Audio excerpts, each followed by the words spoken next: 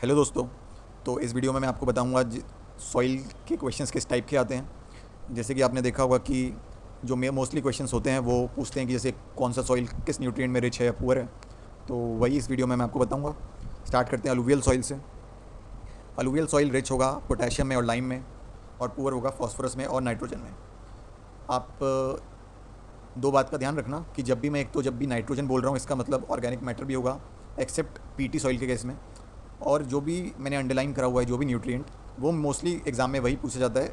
Additional आप एक बार पढ़ लीजिए, पर लेकिन जो भी अंडरलाइन करा हुआ है वो अच्छे से एकदम से याद रखना। सेकंड आते हैं हम ब्लैक सॉइल पे। ब्लैक सॉइल रिच होगा आयरन में, आयरन आपको ध्यान रखना है। फिर मैग्नीशियम में, कैल्शियम में, पोटाशियम में और लाइम में। वहीं ब्लैक सॉइल पुअर होगा फॉस्फोरस में और नाइट्रोजन। आप देखेंगे सभी सॉइल्स में कि ज़्यादातर सॉइल फॉस्फोरस और नाइट्रोजन में पुअर होते हैं। हम रेड येलो सॉइल देखते हैं। ये सॉइल आयरन और पोटेशियम में रिच होगा।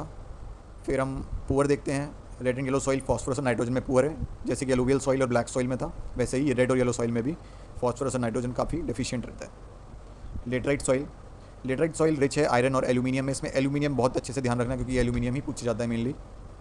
और लेटराइट सॉइल पुअर होगा फॉस्फोरस और नाइट्रोजन में, और साथ में पोटेशियम में भी। आप देख सकते हैं कि पहले तीनों सॉइल में पोटेशियम काफ़ी ज़्यादा हुआ करता था, और लेटराइट सॉइल में पोटेशियम काफ़ी पुअर है। एरिड सॉइल, आप जानते हैं एरिड सॉइल मेनली राजस्थान में मिलता है। ये रिच है कैल्शियम कार्बोनेट में, जिप्सम में और सोडियम में, और ये पुअर होगा जैसे कि लेटराइट सॉइल में था, फॉस्फोरस, नाइट्रोजन और पोटेशियम तीनों में ही ये पुअर है। अब हम पीटी सॉइल देखते हैं, इसे मार्शी सॉइल भी कहते हैं। ये रिच है ऑर्गेनिक मैटर में।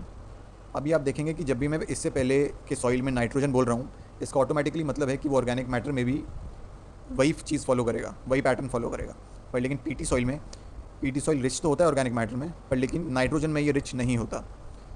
मेनली हर एक सॉइल में जो नाइट्रोजन सॉइल में मिलती है वो ऑर्गेनिक मैटर से ही रिलीज़ होती है। पर लेकिन पीटी सॉइल के केस में क्योंकि वाटर क्वांटिटी बहुत ज़्यादा होती है सॉइल में, इसकी वजह से ऑर्गेनिक मैटर डिकम्पोज नहीं हो पाता और नाइट्रोजन रिलीज़ नहीं हो पाती सॉइल में।